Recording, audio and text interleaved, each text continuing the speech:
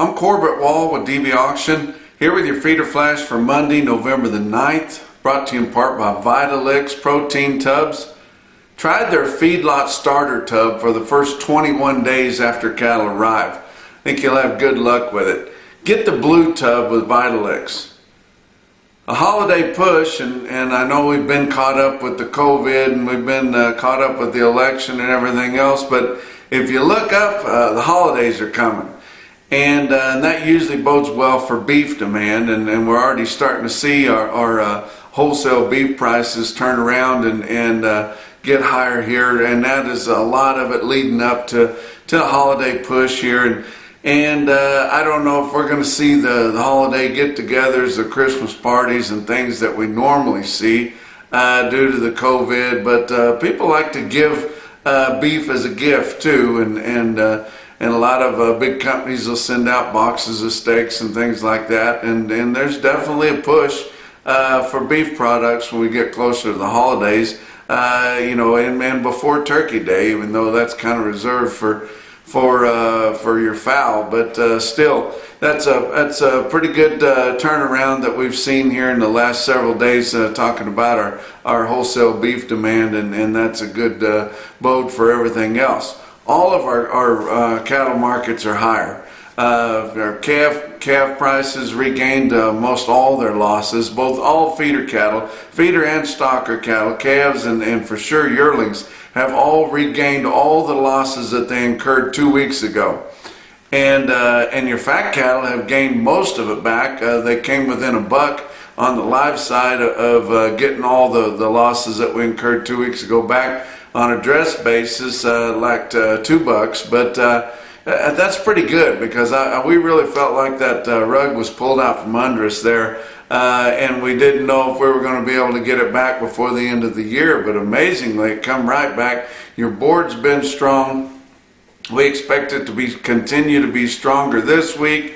We expect your cattle sellers to be able to gain another $1 or $2 this week if they would just try a little. It might not be quite as easy because we did have pretty good movement this last week, so they're going to be wanting to put time on cattle, and they're going to start telling everybody that they're full and they got the holiday shutdowns coming up there and they really don't need any more cattle for the rest of the year and all this stuff. You just got to shake that stuff off, guys. And if they won't give you what they want, just tell them that you're in pretty good shape too, and you're not in a big hurry to get anything sold, and you can get them to go ahead and give you another $1 or $2 this week. But let's look at the futures market for last week. December live cattle futures, Monday was up a quarter, Tuesday was down 72, that was election day of course, Wednesday up a nickel, Thursday up 47, Friday up 30 cents, with December live cattle futures ending the week at 108.65,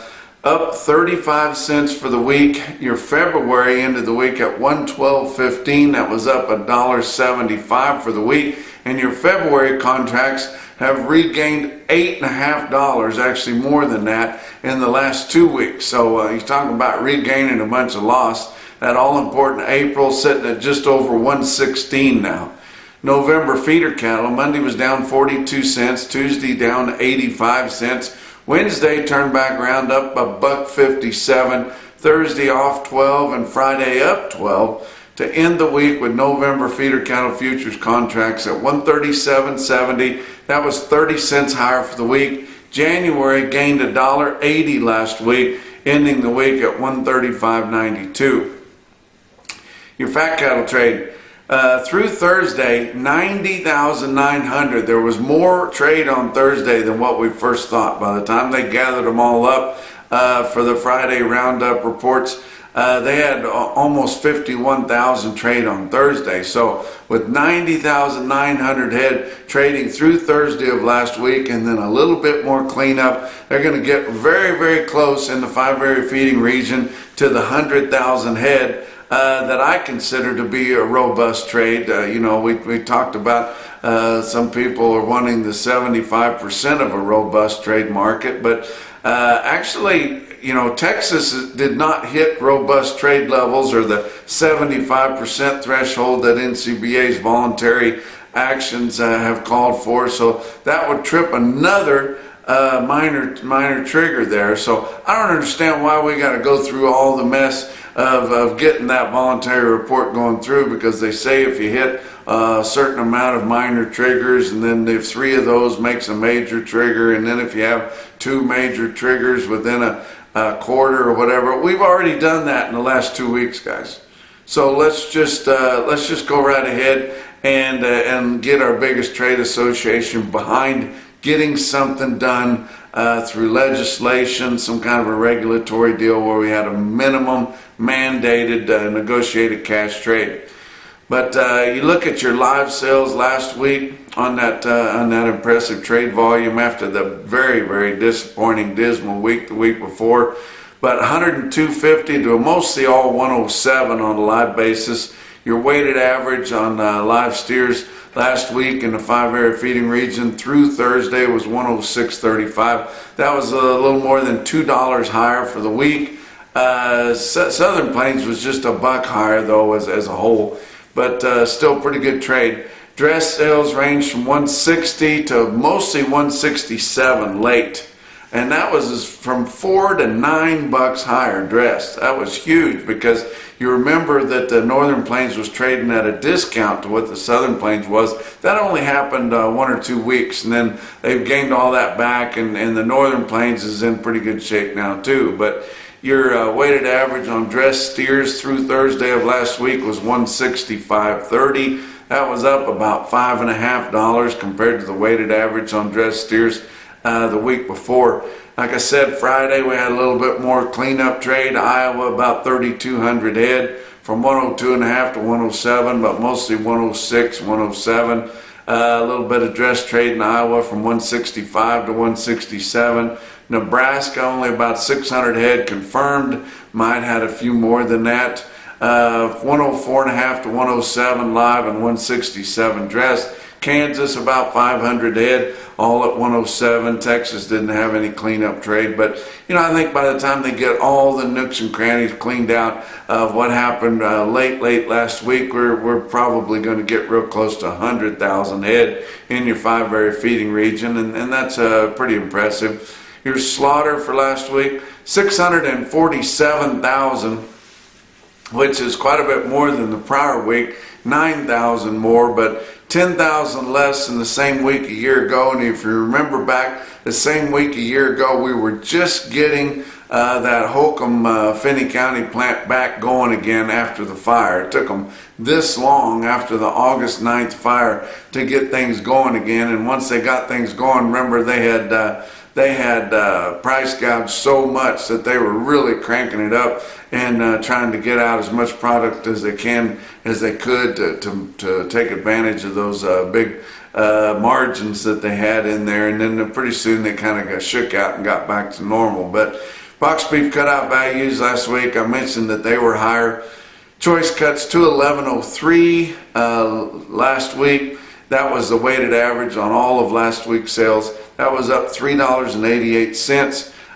Selects 196.51. That was up $6.67 from the previous week's weighted average. And in fact, those levels were even higher than that late in the week. That was the weighted average on all of last week's trade. But pretty significant gains on our wholesale beef prices. But let's talk about your feeder cattle market.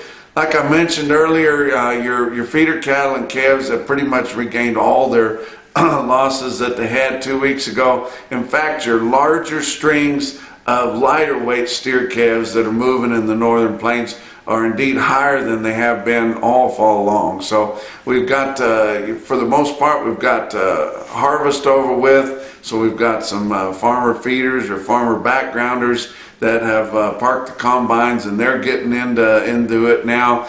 We've had consistently cooler weather in the northern areas up there. We've had a hard freeze everywhere.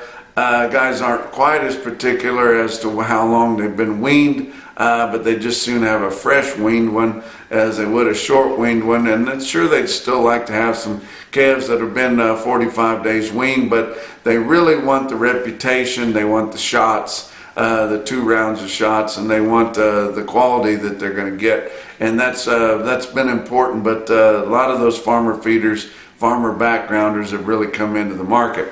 We've had some moisture in wheat country, and that's very, very important, especially if you get into your markets over there in eastern Colorado and places like that. And in central Oklahoma, we've seen those markets, your big high volume sales, crank up a lot because we have seen some moisture. You know, it doesn't take a lot to grow hard red winter wheat. You can grow it in a parking lot if you get some a little bit of moisture, but you got to have a little bit of moisture. Well, finally they got that.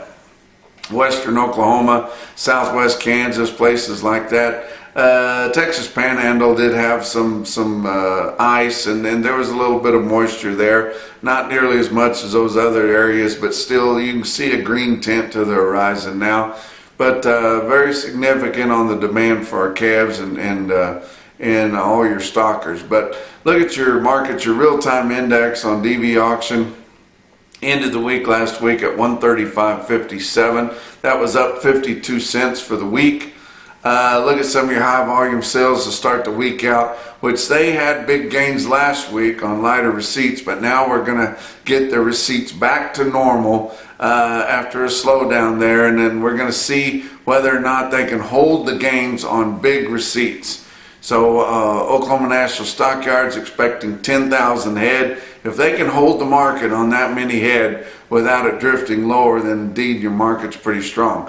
Joplin Regional Stockyards, they're starting at 6 o'clock in the morning on Monday. They've got 6,000 head. And I tell you what, they're fixing to start marketing a lot of cattle in Joplin here over the next month. It's always a real busy time. Is late November up through the first week of December. There's going to be 3 different value-added sales that you can consign your calves to at Joplin. They've got a yearling special in 2 weeks that you can, if you still got some hard yearlings, they'll sure have the yearling buyers there to make them bring it all. They've got a cow special here in 2 weeks on November the 18th. Just a lot of opportunities to take advantage of good markets whenever they're going to be featuring the kind of cattle that you're going to have, and they've got a lot of outlets to send those cattle, and a lot of buyers wait for those wean back sales and some of those specials before they really show their full hand on what kind of orders they have. But don't forget Joplin Regional Stockyards big specials they have coming up here over the next month. Look at your cash feeder market for last week and your brick and mortar sales. Calves and yearlings, pretty much all classes of feeder cattle, $3 to $7 higher. And as I mentioned before, the full advance on those strings of ranch calves, 1 iron, really uniform calves, the lighter weights, the upper 4s and the 5s, they really saw the full advance, and a lot of those have been 10 to 12 bucks higher. But look at some of your stick out deals that we saw at the end of last week. South Coffeyville, Oklahoma stockyards there. They had some a string of yearlings there, and they were kind of 3-colored yearling steers. 113 head of them, weighed 843 pounds at 142.50.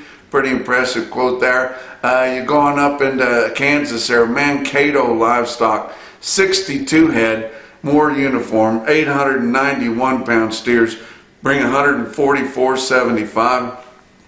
And the biggest calf quote we had end of last week was at Winter, South Dakota, Winter Livestock Auction, 72 head, 526 pound steer calves, bring 178.25. And that's your feeder flash for Monday.